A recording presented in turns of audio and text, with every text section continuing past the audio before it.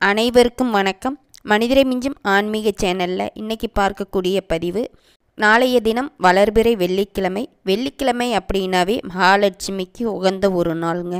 இந்த நாளில் நம்ம மாலை நேரத்தில் ஏற்றி வழிபடக்கூடிய தீப வழிபாட்டை பற்றியும், மகாலட்சுமி வாசம் செய்யக்கூடிய ஒரு முக்கியமான பொருளை பற்றியும் இந்த பதிவில் பார்க்கலாம். பொதுவாகவே ஒரு சில பேருக்கு ஜாதக ரீதியாக பண கஷ்டம் வரும். கிரகங்கள் சரியான இடத்துல இல்லாமல் இருந்துச்சுனாலும், பிரச்சனைகள் கொடுத்துக்கிட்டே இருந்தாலும், கடன் பிரச்சனைங்கிறது தானாகவே நம்ம வீடு தேடி வந்துடும். அப்படிப்பட்ட கிரக கோளாறுகளை கூட சரி செய்யக்கூடிய சக்தி இந்த தீப வழிபாட்டிற்கு நிச்சயம் உண்டுன்னே சொல்லலாங்க.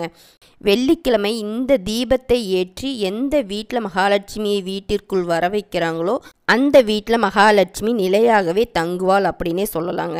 வெள்ளிக்கிழமையில் ஏற்றக்கூடிய இந்த தீபத்தின் மூலம் நமக்கு இருக்கக்கூடிய பணத்தடைகள் காணாமல் போகும். அந்த தீபம் எப்படி ஏற்றணும் அப்படின்னா, நமக்கு 2 மண் அகல் விளக்கு தேவைப்படும். வழக்கம் போல் நீங்கள் அந்த விளக்கை சுத்தம் செஞ்சுட்டு ஒரு தட்டில் வச்சுக்கோங்க. நீங்கள் எப்பவும் வீட்டு பூஜை அறையில் என்ன பூஜை செய்வீங்களோ அதோடு சேர்த்து நீங்கள் இந்த பூஜையும் சேர்த்து செஞ்சுருங்க. இந்த விளக்கிற்கு போடக்கூடிய திரி தான் நமக்கு ரொம்பவும் முக்கியமானது. திரி நீங்கள் பஞ்சு திரியை எடுத்துக்கோங்க.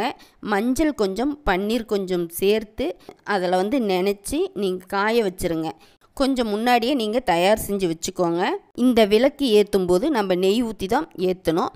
இந்த மஞ்சள் திரியை நெய் விளக்கில் போட்டு தான் நம்ம தீபம் ஏற்ற போகிறோம். அப்படி நீங்கள் தீபம் ஏற்றும் போது 2 கிராம்பு அதில் போட்டுக்கோங்க. கொஞ்சமாக பச்சை கற்பூரம் போட்டுக்காங்க. இது 2யும் போட்டுட்டு நீங்கள் இந்த மஞ்சள் திரியை போட்டு தீபத்தை ஏற்றுங்க. மகாலட்சுமியே வருக வருக, வரலட்சுமியே வருக வருக அப்படின்னு நீங்கள் மகாலட்சுமியை உங்கள் வீட்டிற்கு அழைக்கிற மாதிரி இந்த வார்த்தைகளை சொல்லி நீங்கள் இந்த விளக்கை ஏற்றி உங்களுடைய பூஜை அறையில் வச்சுருங்க. உங்களுக்கு என்ன பிரச்சனை இருக்குதோ, ஜாதக ரீதியாக இருந்தாலும் சரி, உங்கள் வீட்டில் பணத்தடைகள் இருந்தாலும் சரி, வசதி வாய்ப்புகள் இல்லாமல் இருந்தாலும் சரி, அப்படி இருக்கும் பட்சத்தில் நீங்கள் இந்த விளக்கை வெள்ளிக்கிழமை மாலை 6 மணிக்கு மேலே உங்கள் வீட்டில் ஏற்றி வச்சுட்டு, அதாவது சூரிய அஸ்தமனத்துக்கு அப்புறம் தான் இந்த விளக்கை நம்ம ஏற்றணும். நீங்கள் கொஞ்ச நேரம் உங்கள் பூஜை அறையில் அப்படியே உட்கார்ந்து மகாலட்சுமியை நினைத்து மனம் உருகி உங்கள் பிரச்சனை என்ன இருக்கோ அதை சொல்லி நீங்கள் வழிபாடு செய்யுங்க.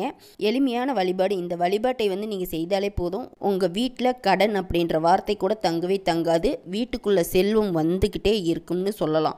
யார் தடுத்தாலும் உங்கள் வீட்டுக்கு வர வேண்டிய பணத்தை தடுத்து நிறுத்தவே முடியாது.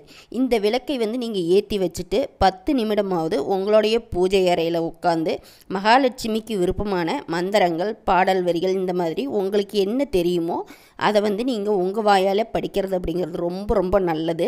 அப்படியே உங்களுக்கு படிக்க தெரியல அப்படின்னா மகாலட்சுமியோடைய பாடல் வரிகளை நீங்கள் ஒலிக்க விட்டு நீங்கள் கேட்கலாம். இந்த மாதிரி நீங்கள் இந்த தீபத்தை ஏற்றி நீங்கள் வழிபாடு செய்யுங்க. இந்த ஒரு வெள்ளிக்கிழமை அப்படிங்கும் பொழுது நீங்கள் ஒரு 3 வெள்ளிக்கிழமை, ஒரு 5 வெள்ளிக்கிழமை நீங்கள் இந்த மஞ்சள் திரி போட்டு இந்த தீபத்தை மட்டும் ஏற்றி நீங்கள் வழிபாடு செஞ்சிட்டு வாங்க. நிச்சயமாக உங்களுக்கு பணத்தடைகள் அப்படின்றது இருக்கவே இருக்காது. கடன் அப்படின்றது இருக்கவே இருக்காது. உங்களுக்கு பணம் ஏதாவது ஒரு வழியில் வந்துக்கிட்டே இருக்குங்க.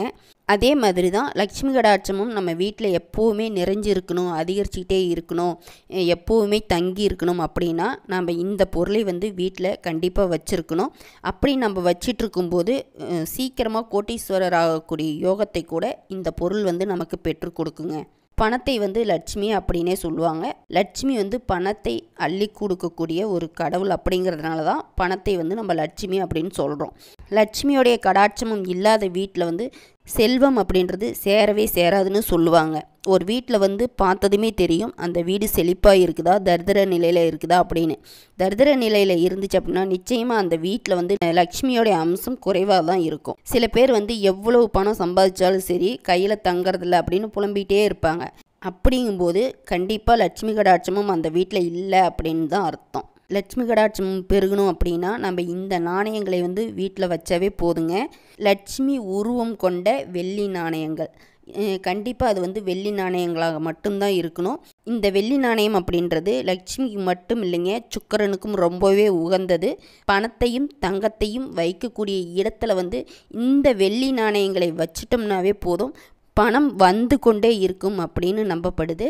லட்சுமி விநாயகர் உருவங்கள் கொண்ட வெள்ளி நாணயங்களை வந்து நம்ம வீட்டில் வச்சுக்கிட்டு இருந்தோம் அப்படின்னா சுக்கிரனை தரிசனம் செய்வதற்கு சமமாக சொல்லப்படுது. 2 பேரோடைய ஆசீர்வாதமும் நம்மளுக்கு கிடைச்சிச்சு அப்படின்னா பணப்பிரச்சனை அப்படின்றது நமக்கு வரவே வராது. எங்களால் வெள்ளி காசு வாங்க முடியும் அப்படின்னு நினைக்கிறவங்க 2 பக்கமும் லட்சுமி தேவியோட படம் இருக்கிற மாதிரி பார்த்து நீங்கள் வாங்கிட்டு வந்து உங்கள் வீட்டில் வைங்க. அப்படி வச்சிங்க அப்படின்னா உங்கள் வீட்டில் லட்சுமி கடாட்சம் நிறைந்து இருக்கும். எப்போதுமே லட்சுமி உங்கள் வீட்டில் தங்கி இருப்பா. எப்பொழுதுமே உங்களுக்கு பணம் அதிகரித்து கொண்டே இருக்கும். செல்வ செழிப்பு ஏற்பட்டு கொண்டே இருக்கும். இதை வந்து யாராலையுமே தடுக்க முடியாது. அதாவது நாளைக்கு தினத்தில் வளர்பிறை வெள்ளிக்கிழமை அப்படின்றதால இந்த நான் சொன்ன தீபத்தை வந்து நீங்கள் ஏற்றி வச்சுட்டு உங்களால் முடிஞ்சிச்சு அப்படின்னா உங்ககிட்ட ஏற்கனவே வெள்ளி நாணயம் இருக்குது அப்படின்னா ரொம்பவும் சந்தோஷம். அப்படி எங்ககிட்ட வெள்ளி நாணயங்கள் இல்லை அப்படின்னா முடிஞ்ச வரைக்கும் நீங்கள் ஒவ்வொரு வெள்ளி நாணயங்களாக 1 கிராமில் இருந்து இருக்குது நீங்கள் அந்த மாதிரி வாங்கிட்டு வந்து உங்கள் வீட்டில் சேர்த்து வைங்க. எந்த அளவுக்கு நீங்கள் வெள்ளி நாணயங்களை சேர்த்து வைக்கிறீங்களோ அந்த அளவுக்கு உங்களுக்கு லக்ஷ்மியோட அருள் பரிபூரணமாக கிடைக்கும். நலமுடன் வாழலாம். நல்லதே நடக்கும். நன்றி.